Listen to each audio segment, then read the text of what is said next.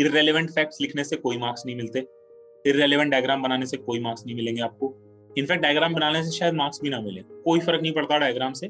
Diagram is only useful when it is conveying things better और faster. जैसे flow chart वहां बनाओ जहां पे आप फटाफट से 4 चीजें दिखा सके, ठीक है। अगर आपका टाइम वेस्ट ही हो रहा है उस डायग्राम को बनाने में तो कोई पॉइंट नहीं है। किसी भी आंसर को भी, जीएस आंसर को भी वन लाइन आंसर ढूंढो पहले किसी भी टॉपिक का। One line answer is very important. If you have a one line answer for your answer ना, फॉर योर क्वेश्चन, देन बाकी सब हो जाएगा। बाकी तो उसके अराउंड लिखना होता है। सिमिलरली एस्से में भी ना एक थीम आपके दिमाग में क्लियर होनी चाहिए कि मैं प्रोजेक्ट क्या करना चाहता हूँ। अगर ठीक ठाक रेलेवेंट पेपर लिखकर, रेलेवेंट चीजें लिखकर आते तो 6 नंबर तो आते। 6 नंबर बढ़ाने के लिए आपको कम से कम नहीं तो 10 क्वेश्चंस क्वालिटी में इंप्रूव करने पड़ेंगे। 8 तो आराम से करने पड़ेंगे, ठीक है। तो समझ रहे हो कि 8 क्वेश्चंस पे आपको टाइम लगाने की बजाय आप 2 पे लगा सकते हो फटाफट इक्वल करने के लिए। So the topic of today's webinar is 10-step strategy for scoring 430 plus in GS mains. All right. So to take this webinar forward today, we have Kunal Agarwal with us. So thank you so much for joining with us, Kunal, for this webinar. So Kunal has written 4 mains and he has scored 430 plus in all his attempts. So who better than him to, just speak on this topic. And Kunal, so thank you so much for joining. Our association go way back, right? You have been Sajal sir students way back in 2018. And I think in today's webinar, you're going to discuss a framework that you have followed and it has worked for you over and over, right? So I'll just let you take it over. Thank you, Vasundhara. Thank you for inviting me here. This is a good opportunity for me to probably interact with people and pass on some things that I've learned over a period of this 5-6 years journey. So last week I was talking to Sajal sir and then we were just discussing about our marks and I realized that almost every time I've got around 430, 420, above that almost everywhere. In 4 GS papers I've got it. Many a times I've discussed it with my friends also as to why this would happen, how would I get these marks.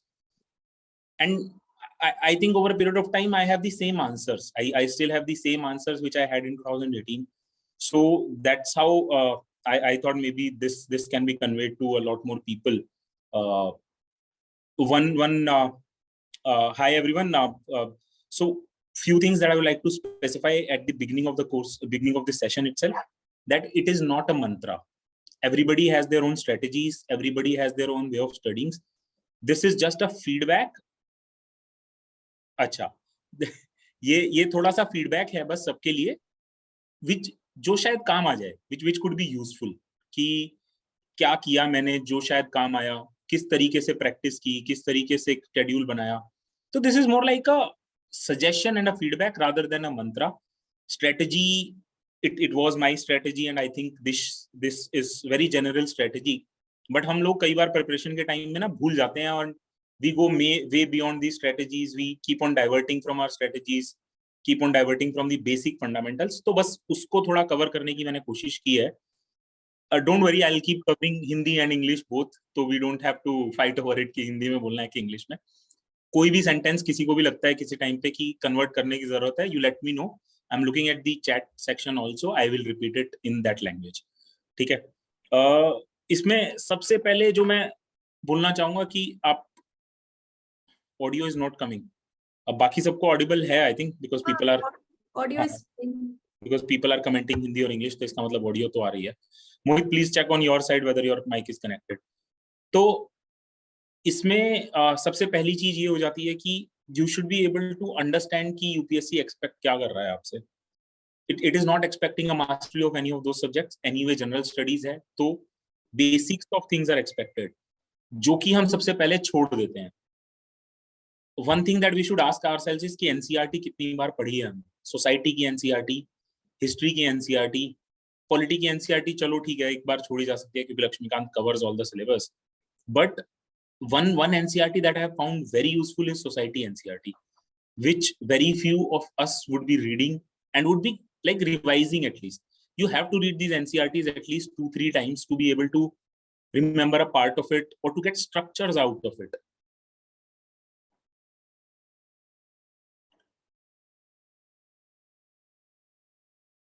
I think it's a problem from his side only. I think we can continue. ठीक है, तो वो एक सबसे पहला part है जो मैं सबको समझाना चाहता हूँ कि एनसीईआरटीज को पढ़ो, रिवाइज करो and try to understand how things are written there, structure, topic में क्या क्या बेसिक्स फंडामेंटल्स जो कवर किए हैं उसको अंडरस्टैंड करने की कोशिश करो। वो एक उसको छोड़ना नहीं है बिल्कुल भी।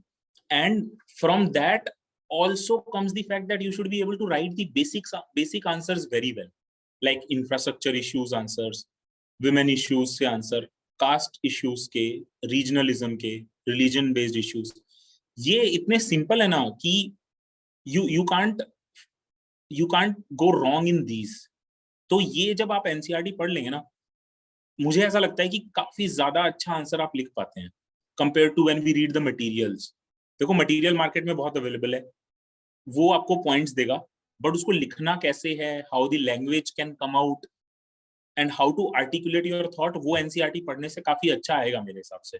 तो उसको एक बार पढ़ो, वो हम बहुत बहुत कॉमनली छोड़ देते हैं। दूसरी चीज है कि पढ़ने के लिए आप अपनी स्ट्रेटेजी को, आप अपने पूरे पीरियड को मेरे हिसाब से 3 फेजेस में डिवाइड कीजिए। पहला है एक 3 महीने का phase, NCERTs of all your basic subjects, society, history, geography. Geography, in fact, I found very useful. I have read no other book other than NCERT in last 3 years.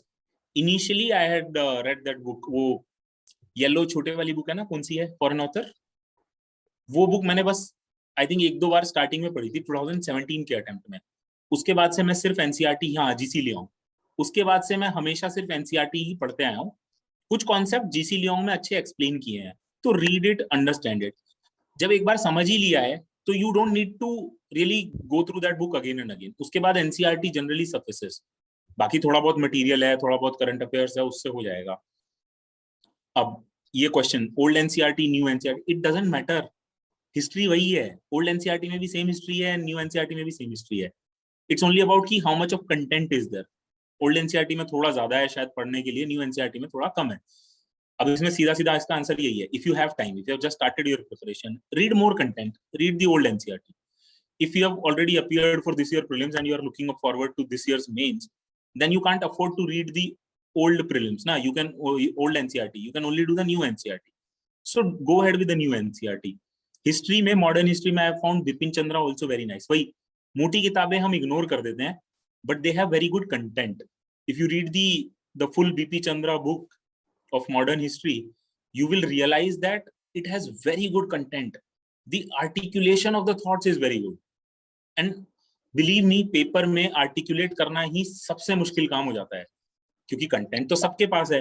All of us are reading the same books, all of us are reading the same material, same content we have all got. then how does somebody get 5 marks and somebody get 3 marks? It is all about your own capability of articulating and structuring your answer.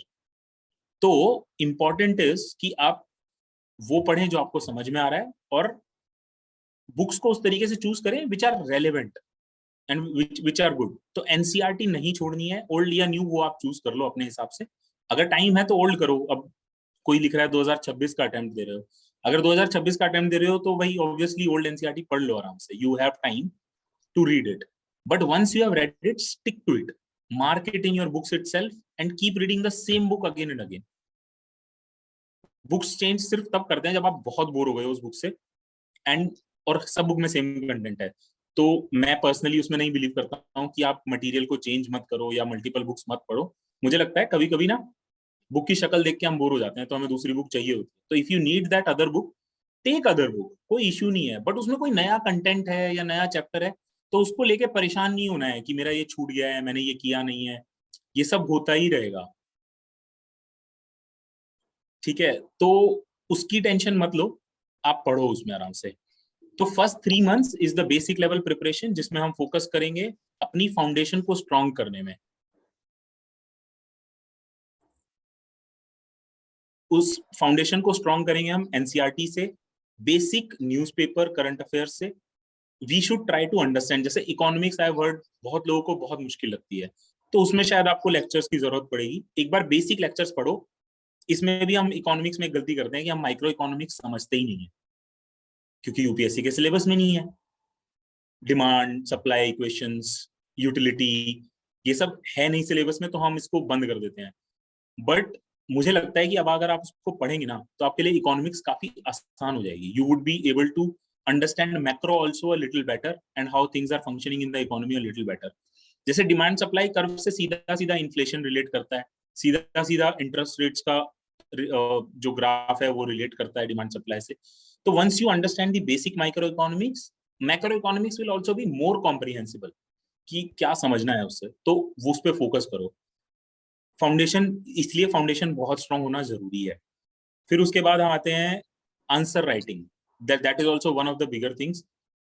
Answer writing आपके लिए सबसे ज्यादा जरूरी है. You should do it on a daily basis. मैंने I remember 2017 का जो exam दिया था, उसमें I started after 16 prelims I gave in which I did not succeed, and then I started with 17 का preparation. And I remember Civil Jelly had started in December 16, I think. Since then, I have been associated with Civil Jelly. तो उस time 17 के time सजल sir ने एक answer writing initiative चालू किया था, जिसमें डेली 4 क्वेश्चन सर डाल रहे थे. GS 1 का एक, 2 का एक, 3 का एक, 4 का एक. और तब वो पूरे 6 दिन चलता था, मंडे टू सैटरडे. संडे बस सर ने शायद ऑफ रखा था. मैं डेली के 4 क्वेश्चन रेगुलरली लिखता था. अगर मिस हो गया है ना किसी दिन, तो those 4 question have to be written the next day first thing. That is the kind of discipline you need to have to make sure that your answers improve over a period of time. See, the focus is on improvement. जरूरी नहीं है कि सारा topic आपको आता होगा starting में, जरूरी नहीं है कि आपको वो आंसर आता होगा. पढ़ के लिखो स्टार्टिंग में, कोई प्रॉब्लम नहीं है. उस टॉपिक को पढ़ लो, give it 10-15 minutes after you have read, and then try to write it in your own words. Copy नहीं करना है बस कहीं से भी, उसको खुद से पढ़ना है, कि खुद से लिखना है. पढ़ने के बाद टाइम दो, आर्टिकुलेट करो, सोचो उसके बारे में, ठीक है. और उसके बाद लिखो. डेली के 4 क्वेश्चन आप लिखो, उन चारों का फीडबैक लो, और उसके बेसिस पे उस फीडबैक को डेली बेसिस पे इंप्लीमेंट करो, ठीक है. Guys, I would request you all to not talk about optional as of now. We will talk about basic. ये जो अनरिलेटेड ना, उससे रिलेटेड कोई क्वेरी है तो पोस्ट कर दो, मैं साथ साथ रिप्लाई करूंगा. बाकी की जेनेरिक क्वेरीज एंड में ले लेंगे, ठीक है. तो इसमें जो है आंसर राइटिंग आपको उस तरीके से डेली करना है. 4 क्वेश्चन, 4 रखो, एक GS 1 का, एक GS 2 का, एक GS 3 का, एक GS 4 का. और सिलेबस पूरा कभी नहीं होता. There is no such thing as जब मेरा सिलेबस पूरा हो जाएगा then I will start writing answers, ठीक है. ऐसा कभी नहीं होगा. Your syllabus will never be complete. You will not be 100% ready ever till the last day of your exam. Exam में घुसने से पहले मैं कोर्स पढ़ रहा होता हूँ, या कि मैं उस दिन के बाद से लिखना स्टार्ट करूँ. Give yourself some 1-2 months to read basic NCERTs and try to understand them. उसके बाद लिखना चालू करो. मैं तो जैसे आई रिमेम्बर मैंने एक चीज और की थी. जब मैं NCERTs पढ़ रहा था, तो जो चैप्टर के पीछे के क्वेश्चंस होते थे ना, वो लिखने चालू कर दिए थे मैंने. जैसे ही चैप्टर पढ़ा, पहले मैं उसके 5 क्वेश्चंस लिख लूंगा, क्योंकि इससे क्या होता है कि you would have gone through the very basic answers, like very basic. UPSC will probably never ask those questions, but आपका चैप्टर रिवाइज हो जाएगा उसके भरोसे, and you will realize how to write that 2 page in 100 words, 50 words. उससे बहुत basic practice start हो जाती है. तो पहले 2 महीने आप वो बेसिक प्रैक्टिस कर सकते हो. फिर उसके बाद you can start with the daily 4 questions वाला 3 months के लिए. Then comes the next stage wherein you will do value addition in your class, in your answers. You would practice properly, मतलब एकदम फुल लेंथ टेस्ट लेने हैं, बैठना है 3 घंटे और पूरा प्रैक्टिस करना है. पूरा 3 घंटे बैठ के पूरा पेपर देना है, उसको चेक कराना है, उसका फीडबैक लेना है वीकली बेसिस पे, और उसको फिर आगे अटेम्प्ट करना है. इस स्टेज पे I think you should do more value addition also, जिसमें कि आप एक्स्ट्रा कंटेंट पढ़ेंगे. कोई मैगजीन पढ़नी है तो मैगजीन पढ़िए, न्यूज़पेपर्स को ज्यादा अच्छे से फॉलो करना स्टार्ट करिए, ठीक है. और कोई भी बुक है एक्स्ट्रा, अगर जैसे बिपिन चंद्रा मैंने बोला हिस्ट्री की, तो you can start with that. और यार बुक तो वो भी अच्छी थी, हिस्ट्री की, मॉडर्न हिस्ट्री की वो एक और बुक है ना, काफी कॉम्प्लेक्स सी है, जिसमें बहुत सारी कोटेशंस हैं. ये नहीं, स्पेक्ट्रम नहीं यार, स्पेक्ट्रम तो I could never read. Plassey to partition, that's the book. Spectrum I couldn't read ever. If you can read it, good. मेरे को वो पॉइंट्स वाला सिस्टम समझ में ही नहीं आता है, क्योंकि उस शेखर बंदोपाध्याय, यस, उसके बिना मेरे से रिवीजन होती नहीं है, कि फ्लो में चीजें होती हैं तो I can revise better than points किसी और के नोट्स नहीं पढ़ सकता हूँ मैं, अपने नोट्स पढ़ सकता हूँ, दूसरों के नहीं पढ़ सकता मैं। तो मुझे हमेशा ये लगता था कि Bipin Chandra was always good. I remember 17 में मैंने उसको प्रीलिम्स से पहले शायद 3 बार पढ़ा था आखिर के 2 महीने में। तो और and it's a very good read, फटाफट फटाफट हो जाती है। तो फोकस ऑन दैट कि वो हो गया। वैल्यू एडिशन में एथिक्स के लिए like in the first stage हमने बेसिक मिनिमम चीजें की होंगी, कि हमने कि कोई मटेरियल उठा के कॉन्सेप्ट पढ़ लिए होंगे। अब क्या कर सकते हो आप, वो दास सर की बुक है डी के बालाजी जैसे एथिक्स की एक बुक है, अगर नहीं उठाई है तो उसको उठा सकते हो। इट्स अ 3-day रीड, 3 दिन से ऊपर नहीं लगेगा उस किताब को पढ़ने में, अगर आप बेसिक्स से क्लियर है तो but it is all on the second stage. First stage is the very basics. You should know the definition of concepts, you should know what are the structures, what are the topics, what in each topic what are the issues, what are the solutions, basic solutions, वो सब पहले होना चाहिए, फिर है उसके बाद का काम है ये, उससे पहले का नहीं है। Please don't try to do it right away. पहले एनसीईआरटीज हैं, there is a stage, you develop your concepts, then you get to the higher stuff. ठीक है। इकोनॉमिक्स में जैसे है, इकोनॉमिक्स में personally I don't think you need to really read a book, what you need to do is think. Thinking is something I have always said is very important in your UPSC journey. हम लोग किताबें पढ़ लेते हैं, but हम लोग उसके आसपास की चीजें, अपने आसपास की चीजों को देख के समझते नहीं है कि क्या इंपॉर्टेंट था और क्या नहीं था। ठीक है। तो try to, if you read society is all around us, caste system is very much visible around us, regionalism is very much visible around us, linguistic issues are very much visible around us। अभी ऊपर हुआ था हिंदी या English में लड़ाई होने वाली थी, बस 2 ही मिनट की देरी थी। तो that is the kind of observation we have to have।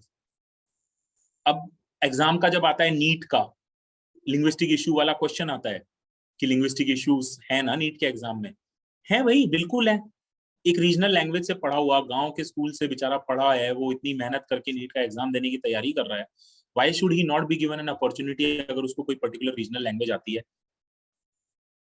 तो that is how you will understand if you go out and talk to people, if you observe things around you कि हाँ actual issues हैं लोगों को।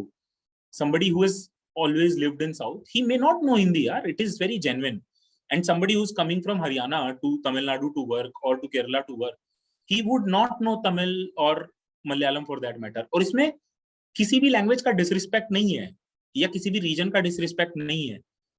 what we all should realize is कि हाँ ठीक है, वो उसने नहीं सीखी है, he may or may not learn, choose, वो उसकी चॉइस है। तो that is how you have to start observing things around you and have a compassionate view about things कि यार हो सकता है, give the other person a benefit of doubt, हो सकता है उस बंदे को नहीं मौका मिला हो, नहीं सीखा हो, तो think around those solutions। क्या है, what could be the solution for linguistic problems? Haryana ने कभी बहुत पहले, apparently Haryana used to have a third language, जिसमें कि शायद तमिल या तेलुगु कोई एक लैंग्वेज सिखाई जाती थी हरियाणा में। आई थिंक 60s के अराउंड की बात है, 60s और 70s में। That was such a good step. You can just write in your solutions that we should bring back that system, we should have a third language for Haryana, Punjab to learn a language. It can be optional, but at least let's have the opportunity for people to learn. Similarly, and once we start to adopt, the other states will also start adopting. Change begin from us, as we have always read, and that is how you start your conclusion. Somebody was asking about कि sir conclusion कैसे करेंगे? That is your conclusion, कि the change begin at home. So I think each state should start teaching a third language as optional at least, which is very different or which is from a different region. IAS की policy जो आई है, कार्डर policy जो आई है, ऐसी आई है ना कि you can't choose from one particular zone. A North Indian should not only be posted in North Indian, or a South Indian should not only be posted in South India. There should be some mixing up. उससे पहले की कभी कार्डर preferences की list उठा के देखना या किसी से सजेशन लेना। मैंने 17 का जब भरा था तो आई रिमेंबर सजेशंस क्या थे। नॉर्थ इंडिया के पूरे नॉर्थ इंडिया थे, साउथ इंडियंस के पूरे साउथ इंडियन थे। Nobody is different, each one of us are same. We had the same strategy, same posting. तो if these things you observe, you would be better placed in terms of writing your answer, क्योंकि कुछ ना कुछ practical हमें मिल जाएगा अपने answer में लिखने के लिए. Conclusions would be better, solutions would be better, problems you might have had a better view. अगर कुछ लोकल प्रॉब्लम आ जाती है, you might have had a better view. तो please make sure that you observe, you think around things.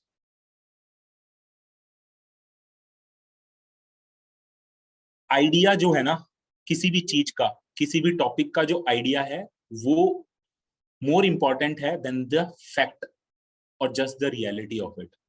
ठीक है, तो please focus on the ideas also, कि कास्ट सिस्टम है तो क्यों है, what is the idea behind it. If you are providing some solution, what is the idea behind that. Don't just say कि mix कर दो, caste marriages should be allowed, intercaste marriages or inter-religion marriages should be promoted. That is not the only solution. Go to the idea of why it exists, why there is animosity between two communities, two sects, two ethnicity or two religions. Go to that and discuss it. Less words, more powerful idea you can put. ठीक है. Then facts, figures, diagrams. इसका बहुत बड़ा confusion रहता है कि कहाँ लिखें facts, कहाँ नहीं लिखें, कितने facts लिखने हैं, कितने diagram बनाने हैं. 17 में I had not made any single diagram. एक भी डायग्राम मैंने 17 के मेंस में नहीं बनाया था. And I had got I think 440 at that time. 18 में मैंने शायद एक दो बनाए, फैक्ट्स डाले थे मैंने, 17 में भी कुछ डाले थे, 18 में भी कुछ डाले थे, but not all my answers would have facts also. ठीक है, sometimes you just don't remember facts, और sometimes you are not a machine ना, you can't remember all the facts. आपने कुछ पढ़े, आपको कुछ रिकलेक्ट हुए, कुछ नहीं रिकलेक्ट हुए. ठीक है, बट दे कुछ फैक्ट्स ऐसे होते हैं which are very easy to remember और जो लाइफ लॉन्ग याद रह जाएंगे. आई टेक वन एग्जांपल जो मैं शायद कभी नहीं भूलता. लॉजिस्टिक्स सेक्टर का जो एक्सपेंस है हमारा, वो 14% ऑफ जीडीपी है, जबकि ओईसीडी कंट्रीज का 10 to 11% है. ये एक फैक्ट है जो मैंने रिवाइज नहीं किया इतने टाइम में, बट आई रिमेंबर दिस. कुछ फैक्ट्स ऐसे होंगे जो आपको एकदम याद रह जाएंगे, और लॉजिस्टिक्स का क्वेश्चन आया और आपने ये फैक्ट डाल देना है बस. It is as simple as this. It's a very simple fact. ऐसा नहीं है कि इसमें कुछ बहुत कॉम्प्लेक्स फैक्ट है. ठीक है, but it has an impact. आपके इंट्रोडक्शन में when you are talking about issues in logistics sector and you say that कि logistics cost for India has been lingering around 13 to 14% of the GDP, which is way higher than the OECD countries. It creates an impact. It shows that you have read it, you know about the topic, and the final impact क्या है उसका. You know the impact of that particular sector, and that shows the importance of that particular sector also. So छोटे छोटे fact. Infrastructure में कितनी investment की जरूरत है, इकोनॉमिक सर्वे ने बोला था, आई थिंक $100 billion कुछ था, तो वो आप यूज कर सकते हैं. तो हर सेक्टर का, हर टॉपिक का मैंने क्या किया था, एक शीट बना ली थी, ऑनलाइन ही बनाई थी मैंने एवरनोट पे. उसमें मैंने सिलेबस उठाया, पूरा कॉपी पेस्ट किया. उसके बाद जो जो टॉपिक थे उसका अलग अलग अलग अलग वो बनाया, पॉइंट वाइज बनाया, और हर टॉपिक पे एक एक दो फैक्ट बस. इससे ज्यादा ना याद होंगे, ना लिखने का कोई पॉइंट है. और ढूंढने मत जाओ फैक्ट्स को. न्यूज में जब आएगा ना तब लिखो फैक्ट को, अपने आप मिल जाएगा पढ़ते पढ़ते fact. You don't have to go on searching spree कि हाँ अब मैं कास्ट सिस्टम डालूंगा तो उसके फैक्ट मिल जाएंगे. नहीं, न्यूज में आएगा. न्यूज में जब टॉपिक पढ़ा उसमें से उठा के अपने नोट्स में लिख लो, फैक्ट्स वाले नोट्स में, और उसको पढ़ते रहो. लाइक वीकली रिवाइज कर लिया, फिर उसको यूज करने की कोशिश की पेपर्स में. जितना ज्यादा यूज करने की कोशिश करोगे उतना याद रहेगा. यूज कम करोगे तो याद नहीं रहेगा. You have to, it is a वही, it is an effort. Again discipline is required कि आप जब वो आंसर्स लिख रहे हैं अपने सेकंड स्टेज ऑफ प्रिपरेशन में, तब आप ये फैक्ट्स को यूज करते रहो. और थर्ड स्टेज तो obviously between prelims and mains, जब आप अपनी पूरी प्रैक्टिस करेंगे फुल लेंथ टेस्ट की, तब तो यूज करना ही है. इररेलेवेंट फैक्ट्स लिखने से कोई मार्क्स नहीं मिलते. इररेलेवेंट डायग्राम बनाने से कोई मार्क्स नहीं मिलेंगे आपको. इनफैक्ट डायग्राम बनाने से शायद मार्क्स भी ना मिले, कोई फर्क नहीं पड़ता डायग्राम से. Diagram is only useful when it is conveying things better और फास्टर. जैसे फ्लो चार्ट वहां बनाओ जहां पे आप फटाफट से 4 चीजें दिखा सके. ठीक है, अगर आपका टाइम वेस्ट ही हो रहा है उस डायग्राम को बनाने में तो कोई पॉइंट नहीं है.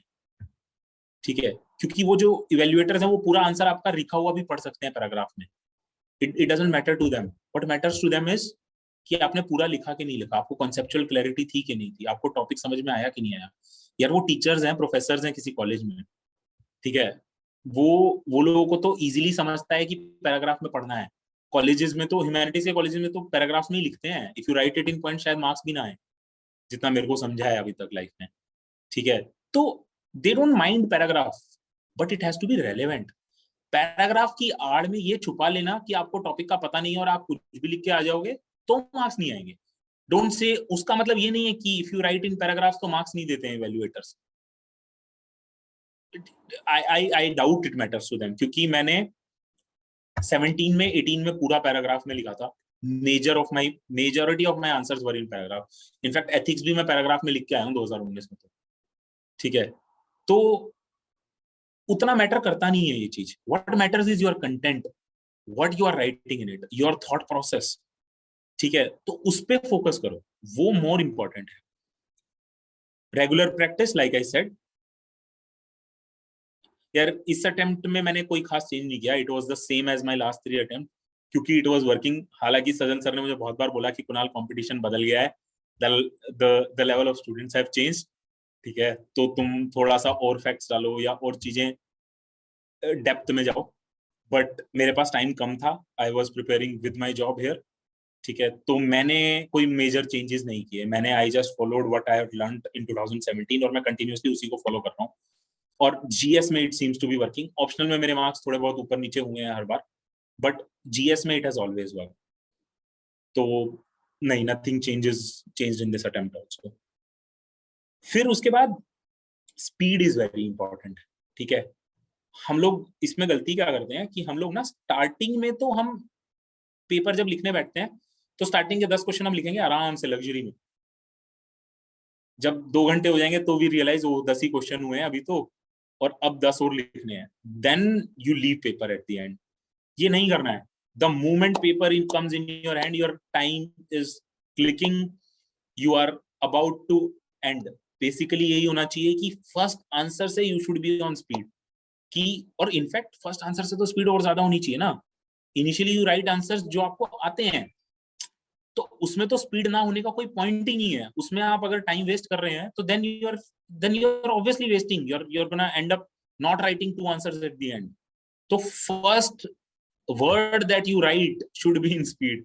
ठीक है, ये आप नहीं अफोर्ड कर सकते हो कि आप स्पीड में नहीं है। फिर हम बोलते हैं कि सोचने का टाइम नहीं होता, क्योंकि मतलब हम स्पीड इतनी स्लो लिखते हैं स्टार्टिंग से। नहीं भाई, सोचने का टाइम होता है, बहुत सोचने का टाइम होता है। You just have to write faster as well. You have to think, फटाफट से क्वेश्चंस पढ़ो, think for 5 to 7 seconds, 10 seconds लगाओ आराम से। सोचना जरूरी है पेपर में भी। हम ये बोल देते हैं सोचने का टाइम तो होता नहीं, जीएस में बस लिखना होता है, ऐसा नहीं होता। You have to read the answer, think about it कि यार इसमें क्या पूछा है। कई बार क्या होता है कि हम पूछा कुछ है लिख के कुछ आते हैं, वो नहीं करना है। थिंक अबाउट इट कि यार मैं इसमें क्या अच्छा लिख सकता हूँ या क्या अलग लिख सकता हूँ, क्या टॉपिक लिख सकता हूँ, क्या ब्रेथ दे सकता हूँ मैं इसको। जैसे वो क्वेश्चन था, how India is able to sustain its culture. अब वो एक क्वेश्चन ऐसा है जिसका आंसर बुक्स में तो है नहीं, किसी भी बुक में नहीं मिलेगा, आपने पढ़ा भी नहीं होगा वो topic. And I am sure कोई कोचिंग इंस्टीट्यूट भी उस क्वेश्चन को नहीं दे पाया होगा, क्योंकि कोई सोचता नहीं है ना इतना abstract question.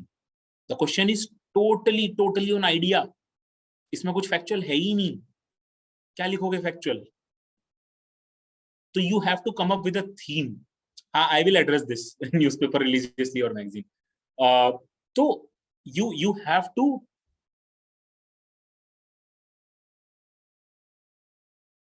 you have to really write it accordingly. I'll answer this question. Pranav ने पूछा है कि जीएस में आपका वर्क कर रहा था, so what happened in other papers, articulation skills and answer writing. See, essay में it helped. essay में also I have got pretty stable marks almost every time, except 2017 when my essay marks were about I think 112. उसके बाद से हमेशा अच्छे ही रहे हैं, मतलब it was fine. I think I was satisfied with my own marks that way. Optional में क्या हो रहा था कि आर्टिकुलेशन स्किल तो ठीक है, बट उसके साथ कंटेंट भी रिवाइज करते रहना पड़ता है। My optional is political science and international relations, and उसमें you have to read content every year because there is a lot of updation. IR पूरा बदल जाता है, पेपर 1 सेक्शन बी भी पूरा चेंज हो गया है, पैटर्न ही चेंज हो गया है। पहले स्टैटिक आता था, अब स्टैटिक आना बंद हो गया है। तो उसकी वजह से चीजें थोड़ी ऑप्शनल में मोस्टली गड़बड़ हुई है मेरी, और मेरा इंटरव्यू उतना अच्छा नहीं जाता है। तो मेजरली जीएस और एसए में इट वर्क्स, ऑप्शनल में majorly because of content I think I falter. Plus मतलब दिस ईयर तो I was like literally board, नहीं हो रहा था मेरे से पढ़ाई का काम। तो वो सब वाली चीजें हैं, रीजंस हैं। I hope Pranav it was clear.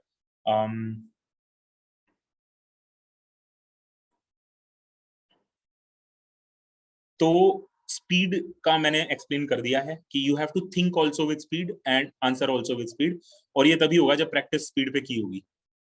even in practice, the stage 2 and stage 3, when you practice, you should try to complete your paper in 3 hours, and quality be damned if you can't complete in your paper in 3 hours, quality अगर आप नहीं भी compromise करते हैं तो then you are losing।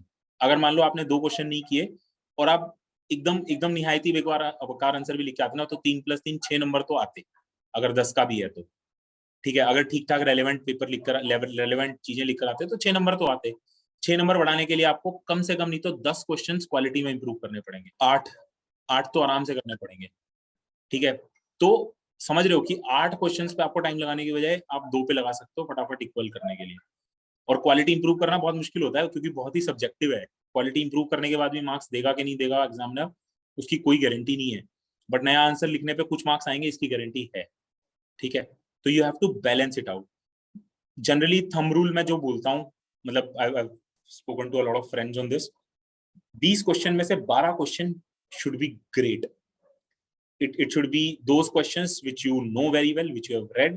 In these you should have some facts also, some good knowledge also, so you write them pretty well, those 12 question। बाकी के 8 में से 5 एवरेज लिखो और 3 बिलो एवरेज भी होंगे ना तो भी चल जाएगा।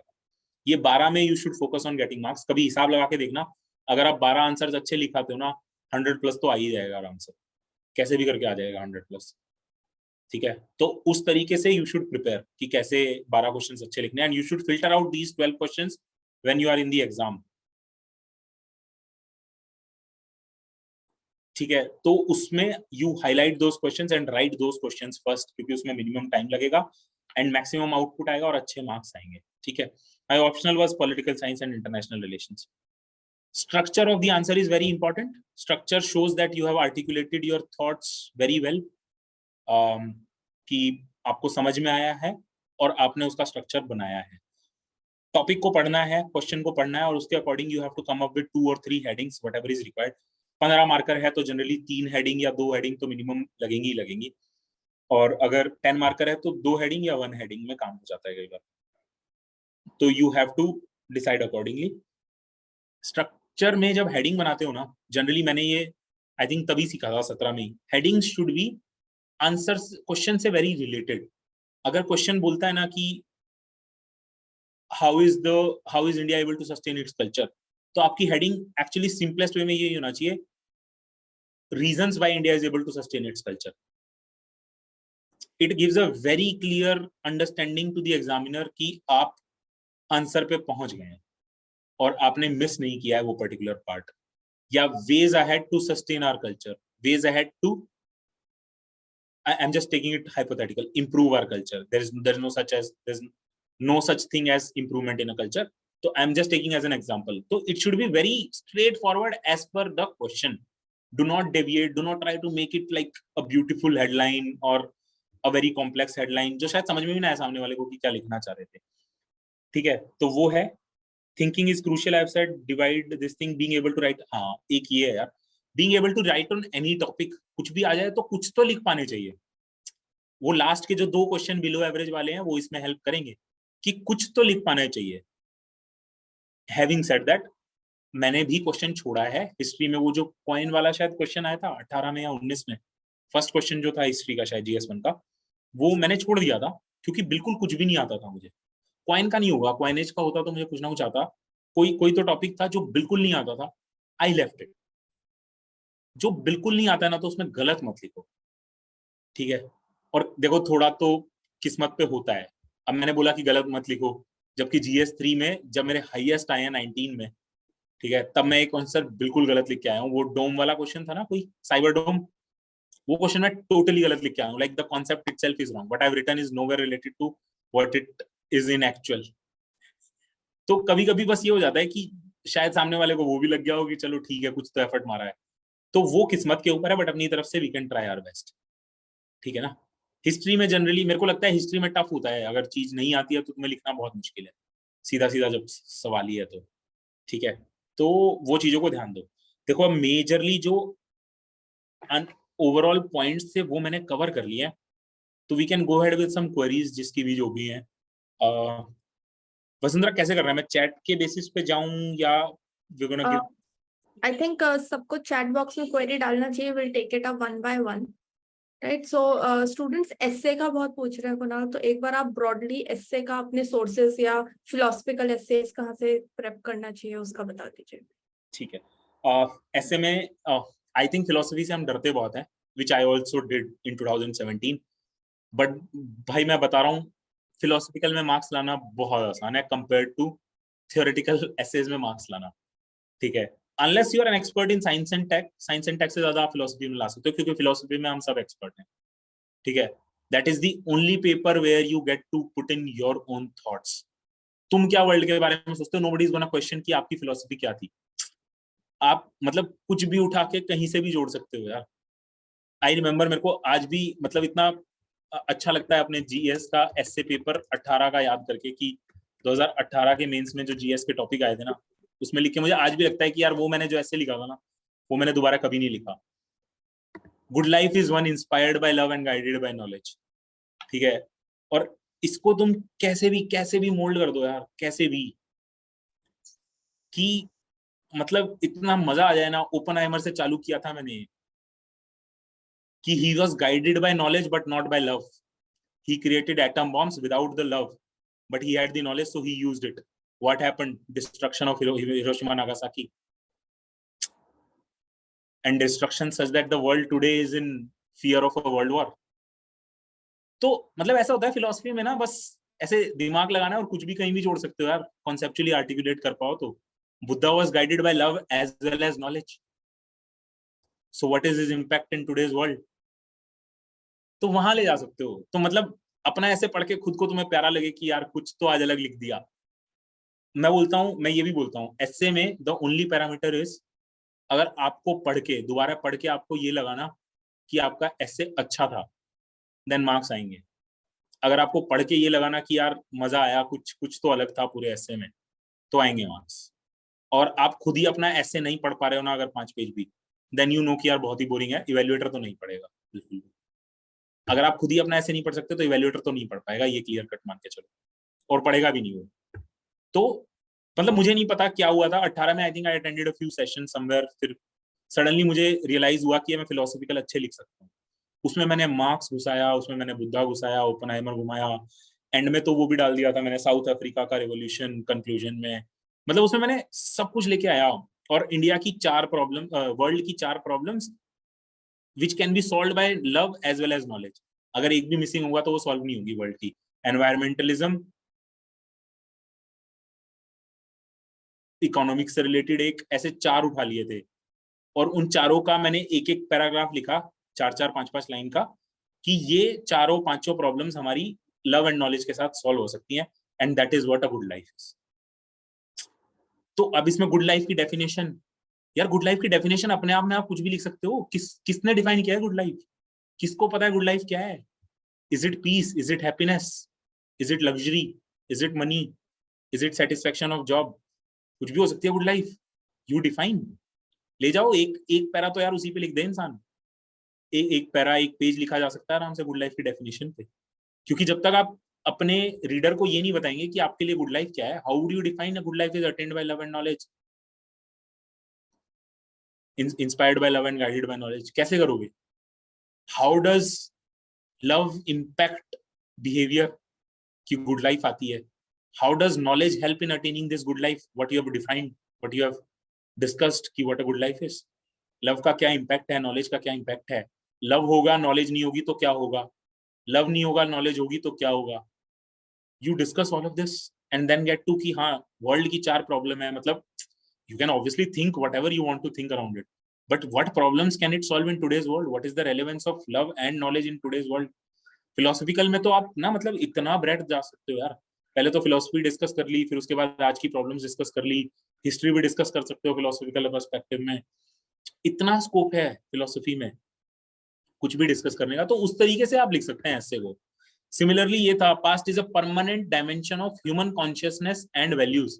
परमानेंट डिटर्मिनेंट था ना पेपर में, past is a permanent determinant था शायद पेपर में, इन्होंने ये डायमेंशन लिख दिया इन्होंने। Past is a permanent determinant of human consciousness and values. Now यहाँ पे फोकस परमानेंट तक पे है, single word which we forget in the essay, कि परमानेंसी उसमें लिखी है कि ये परमानेंट डिटर्मिनेंट है। Something that would have happened 1000 और 2000 years ago also is a part of our consciousness and values today. वैदिक वैल्यूज आज तक चल रही हैं, या ह्यूमन इंस्टिंक्ट्स जो 10,000 साल पहले थे हमारे, वो आज भी हैं, they are part of our character. तो परमानेंट वाला जो पार्ट है वो मेरे को याद है काफी लोगों ने शायद मिस किया था, तो कि परमानेंट को हमने एम्फेसाइज नहीं किया था कि it is a part of permanent determinant. ठीक है, तो उस तरीके से आप उठा सकते हो चीजों को। वहां मुझे लगता है एसे में ना, फिलोसफिकल एसेज में स्पेसिफिकली, अब इसके लिए पढ़ना गया है, कुछ नहीं पढ़ सकते, और इसके लिए सब कुछ पढ़ सकते हो। तो आई रिमेम्बर 18 में शायद, क्योंकि मेरे 17 में बहुत कम मार्क्स आए थे, 112 थे, तो मैं काफी ऐसे था कि I was trying to find out कि यार क्या पढ़ूं, कैसे सॉल्यूशन बनाऊं। तो एक मैकेंसी की बुक है जिसमें एसेज हैं, कुछ I think 50 essays by 50 people हैं शायद, कुछ अच्छे लोगों के एसेज हैं, इंडिया के वेल नोन पीपल। उसको पढ़ो, उससे आइडियाज मिलेंगे कि कैसे क्या चीज वो होती है। बुक्स पढ़ सकते हो। और मेरे हिसाब से तो मुझे लगता है कि जो आपका नॉर्मल कंटेंट आप पढ़ते हो ना, political science help me in this, क्योंकि मुझे पास एटलीस्ट फिलोसफिकल जो लोग थे उनकी थियरीज थी इंटीग्रेट करने के लिए। तो मेरे को तो लगता है पर्सनली, आई फील, मैं कभी भी given a choice between philosophical and theoretical essay, I would write philosophical essay, क्योंकि कुछ भी लिख सकता हूँ मैं उसमें, कुछ भी। मतलब मैं आज अपने सोफे को बैठा के ये बोल सकता हूँ कि ये सोफा बोलता है, फिलोसफिकल एसे में कुछ भी बोल सकते हो यार। It has life, nobody is gonna deny, nobody can't refute it. हाँ, बट उसके बाद आप क्या बोलते हो वो मैटर करता है, कि आप वो बोल क्यों रहे हो, आप उससे क्या दिखाना चाहते हो, आप उससे क्या सिग्निफिकेंस ला रहे हो डेली लाइफ में, आप उससे क्या प्रॉब्लम सॉल्व करने की बात कर रहे हो, और वो टॉपिक से कैसे रिलेट करता है। It should relate with topic, वो नहीं होना चाहिए कि आप टॉपिक से डाइवर्ट कर गए। एक एक एक मैं ये भी बोलता हूँ कि एक ना, किसी भी आंसर को भी, जीएस आंसर को भी, वन लाइन आंसर ढूंढो पहले किसी भी टॉपिक का।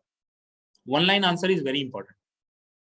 If you have a one line answer for your answer ना, फॉर योर क्वेश्चन, देन बाकी सब हो जाएगा। बाकी तो उसके अराउंड लिखना होता है।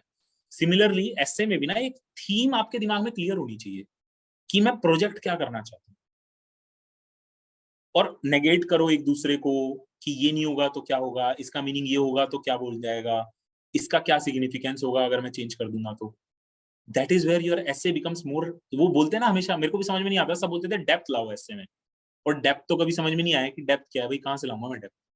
ठीक है, depth is all of this discussion and why it is happening, why past is a permanent determinant of our consciousness, why has it become a permanent determinant.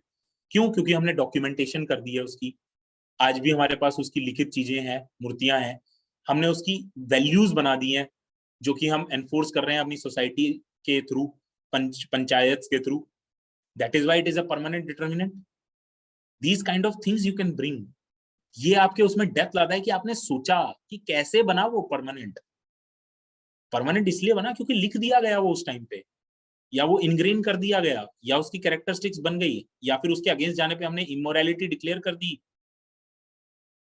या हमने पंचायत के थ्रू उसको एनफोर्स किया, कम्युनिटी वैल्यूज डिसाइड कर दी, या हमने उसके around laws बना लिए over a period of time. ये लिखो, इससे डेप्थ आएगी कि why did it happen.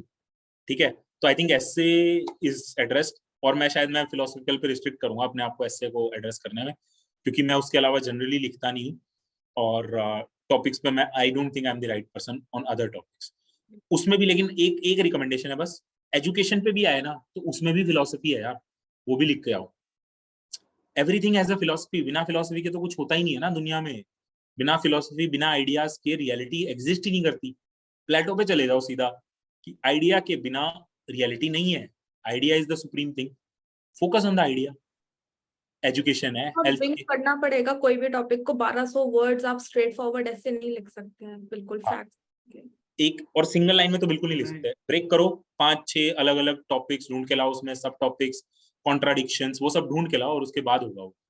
And फिर ऐसे लिखना बहुत आसान भी हो जाएगा, क्योंकि हर टॉपिक पे 1.5 पेज ही तो लिखना है, वो तो हम हमेशा ही लिखते हैं।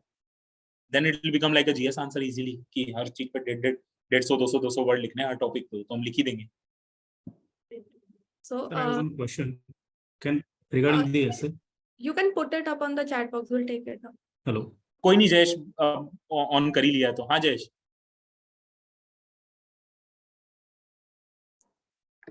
चैट्स पे एक्चुअली 28 मैसेजेस आए हुए हैं, अब देखना पड़ेगा। Right. So I'm asking you a question. So Kaushalendra asked, sir, can you please provide a chronology to prepare a topic for mains, like first reading, notes, PYQ, answer writing, and how to do the value addition? सबसे पहले तो you start with basic NCERT, read all your subjects, ठीक है। उसके बाद start writing simple answers, NCERT के पीछे के ही आंसर्स लो और लिखने चालू करो। 12th लेवल्स क्वेश्चंस हैं वो, you should be able to write, लिखो, वहां से बेसिक चीजों को आर्टिकुलेट करना चालू करो।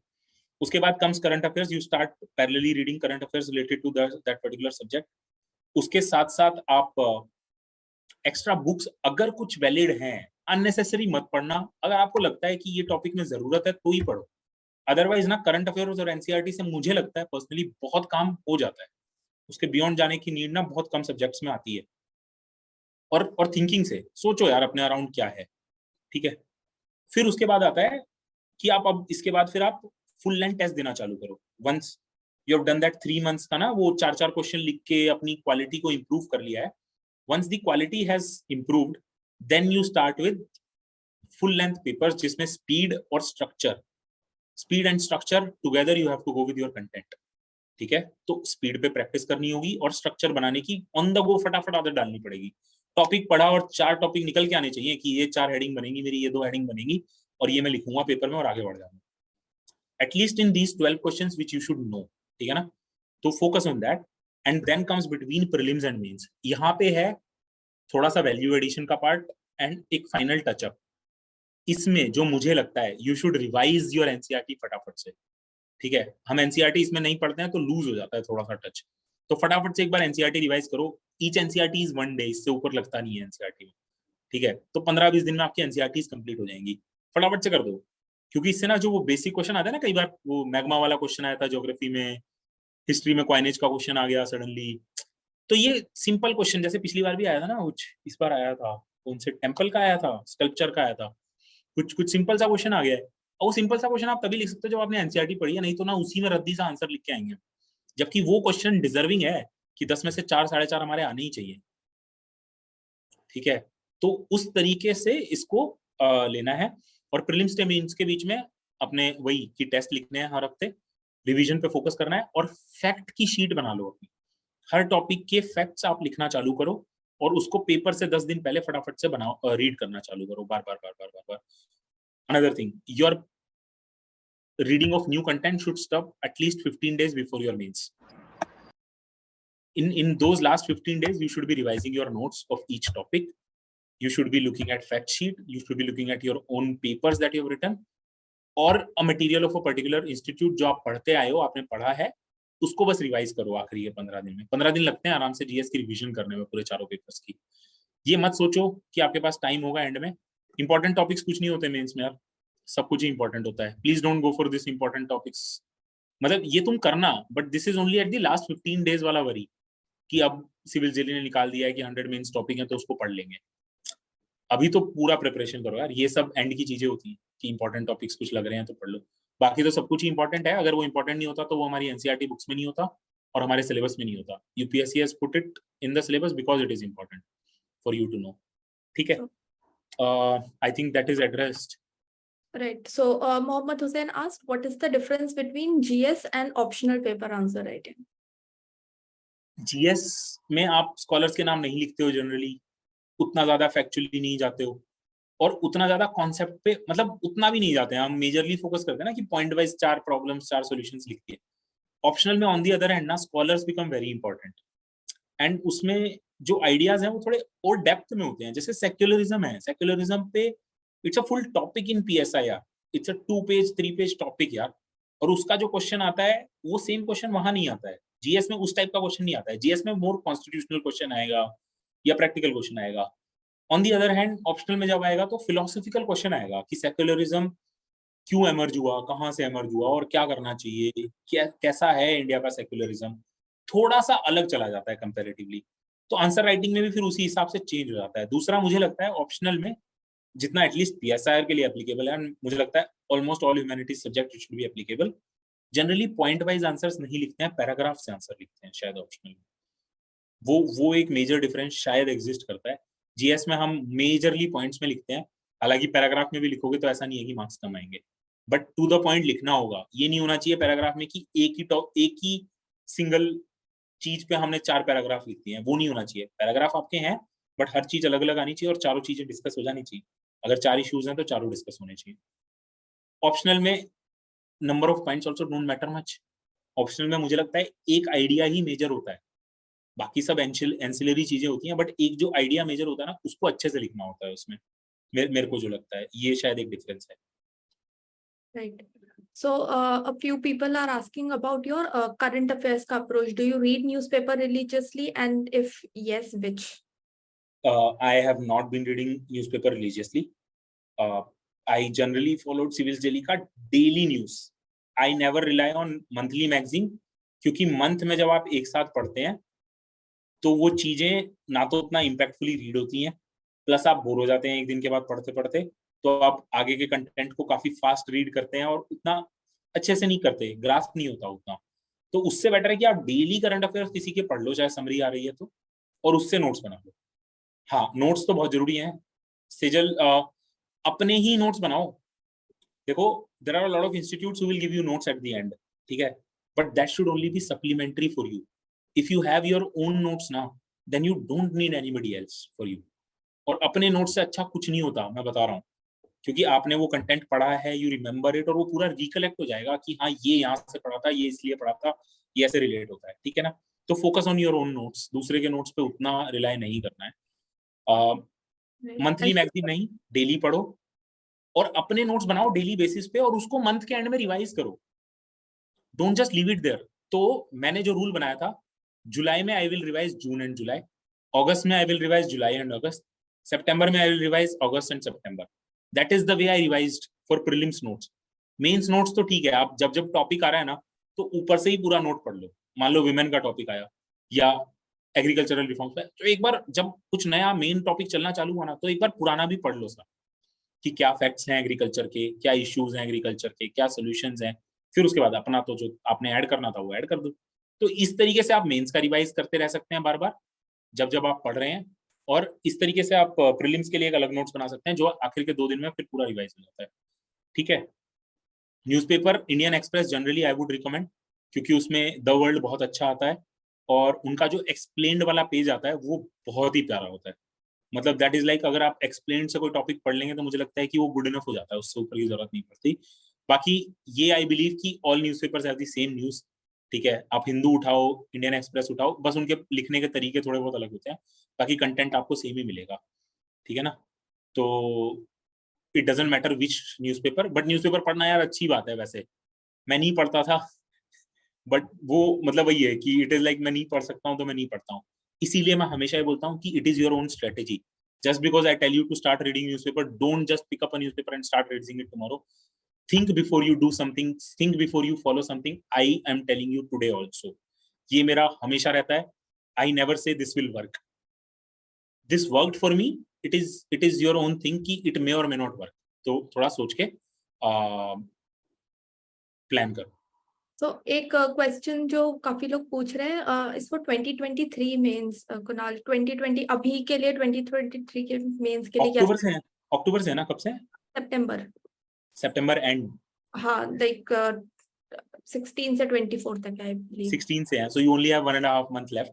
तो सितंबर तो I will count it only for revision, you have 44 days left, तो उसमें से 14 दिन तो एकदम रिवीजन के हटा दो एंड में। एंड आई होप कि आपने अभी तक नोट्स तो बनाए होंगे यार, अगर if you are appearing for this, तो you are making your notes, you are left with 30 days।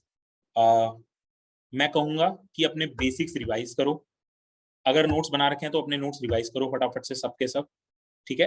And attempt questions, right questions, full discipline में 3 घंटे बैठ के पूरा एक एक पेपर अटेम्प्ट कर लो यार। वो एस्से वाली बुक का ना नाम याद नहीं है, मैकेंसी की है वो,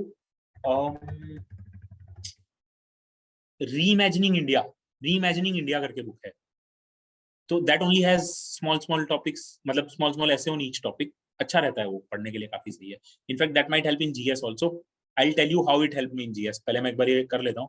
तो 15 दिन तो आपकी रिवीजन चलेगी एंड में, तो उसको हटा दो. इस 40 दिन में you should build your notes. जहां जहां पे भी जो भी मेन टॉपिक है, may be you can pick up जो लास्ट में नोट्स आते हैं 365 या सिविल जेली ने निकाला होगा तो उनका यूज कर सकते हो. किसी का भी आखिर में जो कंटेंट आया ना उसको पढ़ लो. उसमें से जो टॉपिक्स आपको नहीं अच्छे आते हैं उनको अपने नोट्स में लिख लो. ठीक है. फैक्ट्स को लिखो, जो जो आ रहे हैं हर टॉपिक के फैक्ट्स को रिवाइज करने की कोशिश करो. And some answer writing is required at this stage. At least do that. बहुत ज्यादा नहीं करना है क्योंकि now the time is to revise. I am hoping कि आपकी answer writing capabilities already develop हो गई होंगी, इंक्लूडिंग स्पीड एंड स्ट्रक्चर. तो at this point you can do that again. अब कोशिश भी करोगे तो स्पीड तो नहीं बढ़ेगी अब आखिरी के 1 महीने में तो. ठीक है. तो स्पीड जो है आपकी है, स्ट्रक्चर पे फोकस करो एंड बी काम. अब जो है वही है आपके हाथ में, इससे ज्यादा नहीं है. तो if you tell yourself now कि मेरा तो क्लियर नहीं होगा क्योंकि प्रिपरेशन नहीं हुई है, तो नहीं क्लियर होगा. फिर you might as well just leave it. Better is to just pick up, be strong and tell yourself कि लेट्स ट्राई. अब कुछ जा तो नहीं रहा है ना. अब क्या ही होगा, अब किसी की प्रीलिम्स की सीट ले ही ली है तो मेंस तो लिख लें अच्छे से. तो जितना आता है उतना लिख कर आओ. ठीक है ना.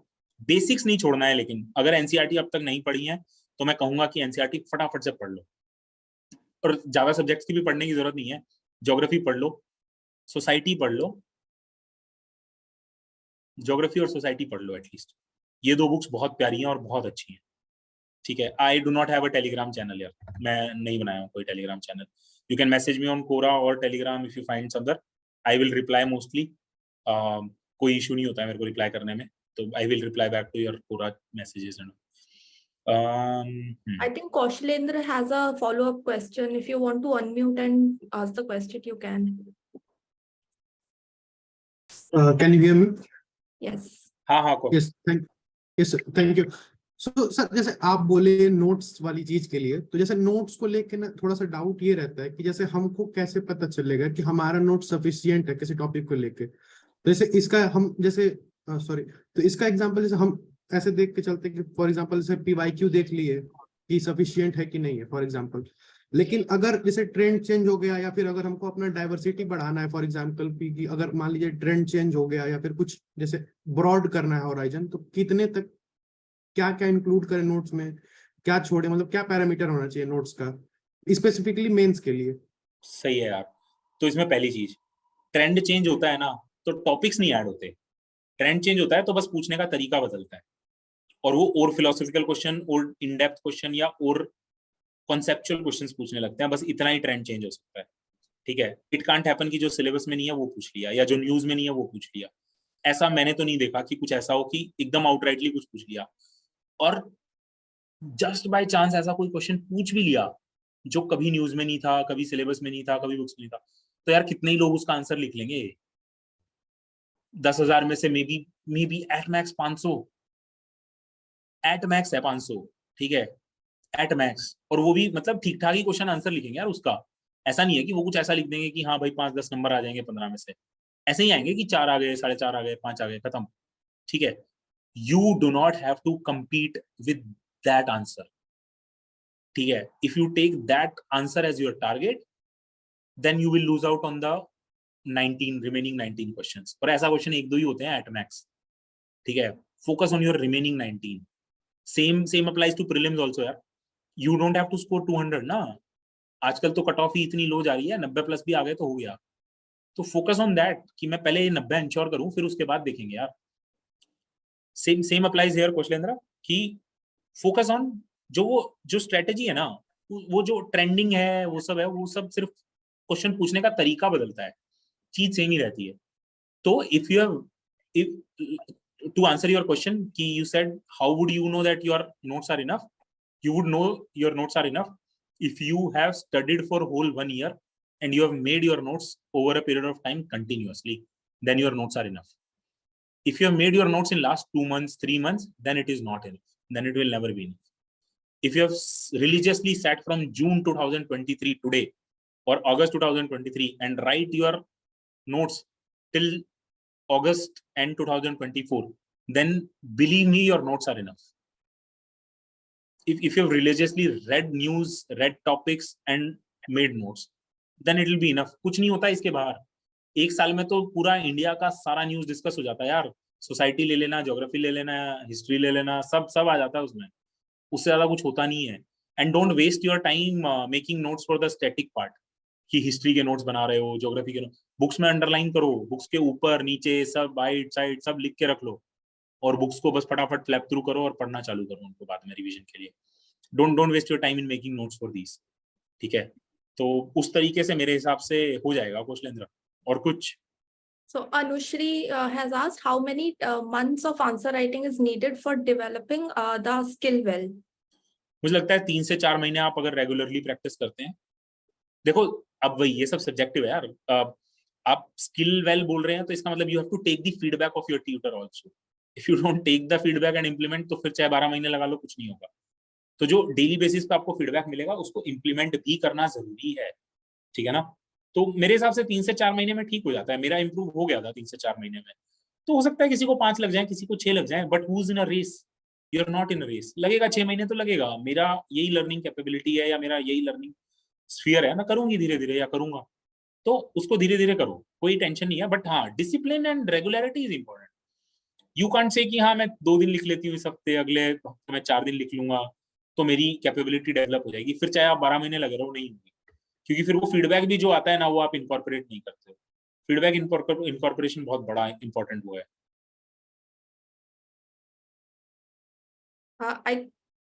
I think एक क्वेरी था जिसमें शशांक को, I think he wants to unmute himself and ask a question. Shashank, you can go ahead.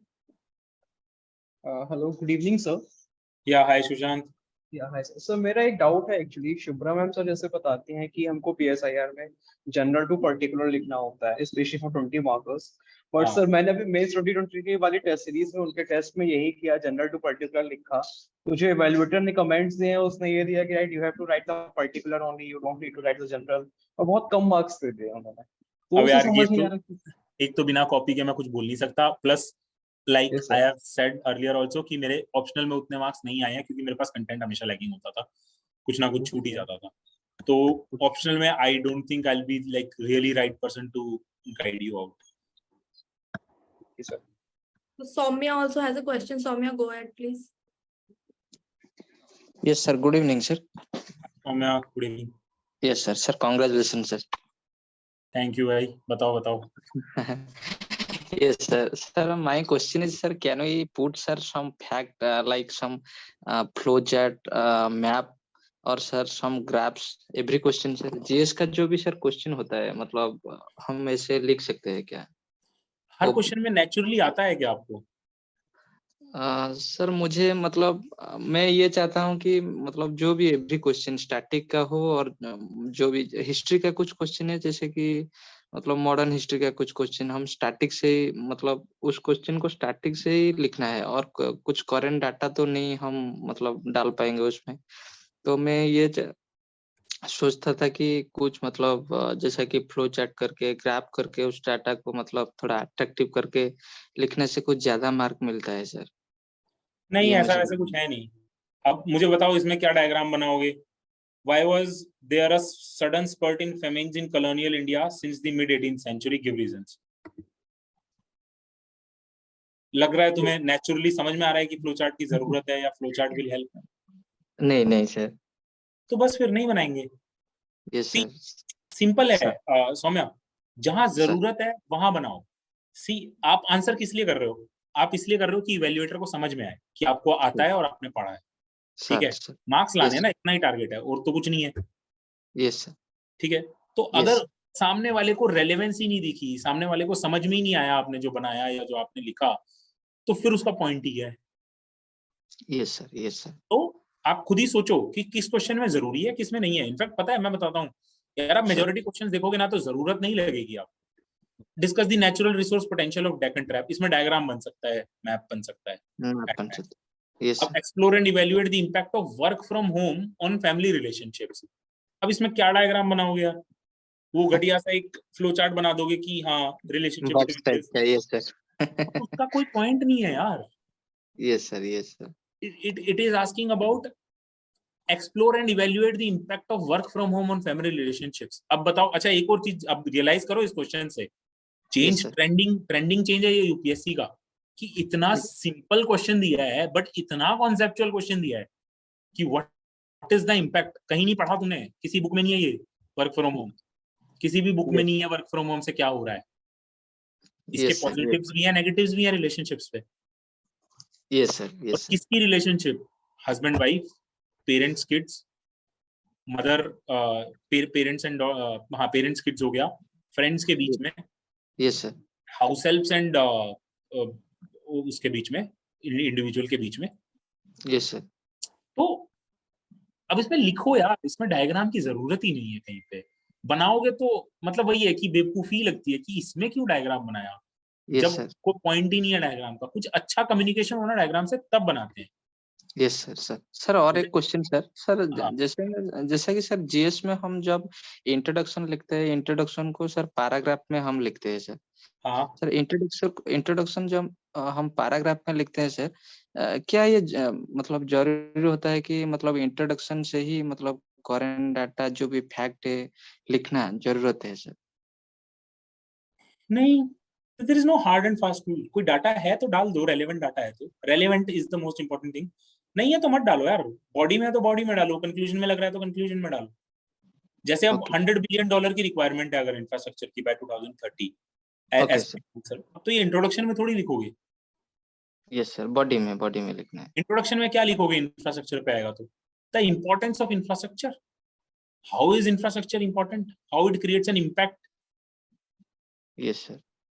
तो उस टाइप की चीजें लिखो।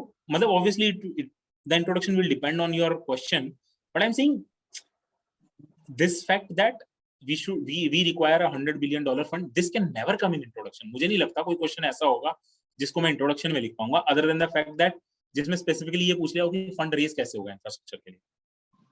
अब यही देखो कि सेम चीज जो कंक्लूजन में आती है दूसरे आंसर में, वो इंट्रोडक्शन में आ सकती है।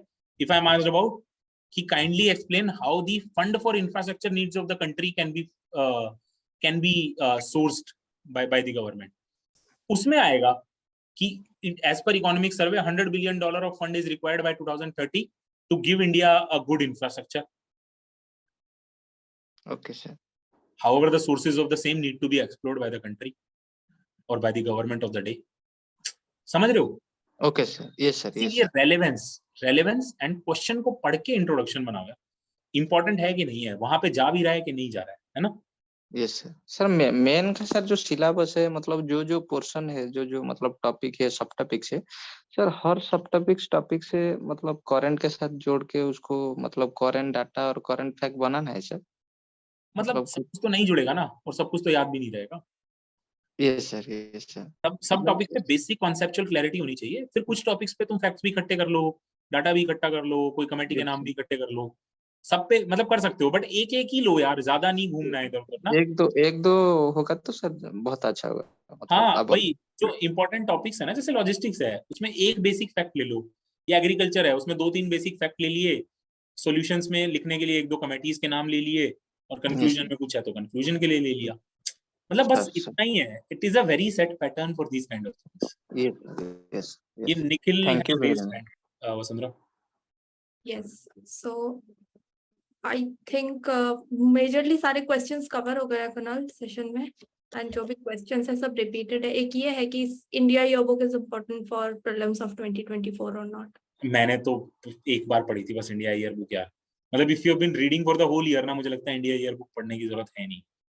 अब दीज काइंड ऑफ हैक्स ना, जो ये इंडिया ईयर बुक है, या कोई मैगजीन पढ़नी है एंड में, या शून्य का मटेरियल उठाना है, pardon me for using these names, मतलब शून्य is very good, I have been associated with them, I have been reading their content, but these are hacks.